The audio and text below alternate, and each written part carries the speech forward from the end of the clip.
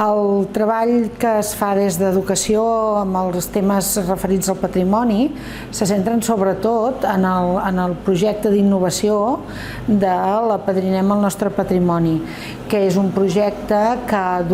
és un projecte d'innovació que m'he dit que dura 3 anys i que quan l'escola assumeix aquest apadrinament, que tant pot ser material com immaterial, doncs assumeix que sigui un tema neuràlgic dintre del seu pla educatiu, del seu projecte de centre.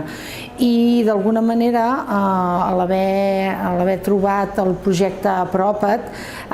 des dels centres de recursos ens ha fet pensar que era una gran oportunitat per integrar-ho a dins d'aquest projecte patrimonial que té el departament, perquè hi ha molts museus que evidentment són molt coneguts per tothom, però hi ha molts petits museus que tenen autèntiques joies patrimonials i que són molt a prop dels nostres alumnes, que són uns desconeguts. I en aquest sentit, amb la xarxa hem fet una gran aliança per posar en valor tots aquests museus i que la canalla pugui descobrir que molt prop de casa seva pot trobar aquest patrimoni i que el pot trobar, evidentment, natural, immaterial, però també el pot trobar en forma de museu.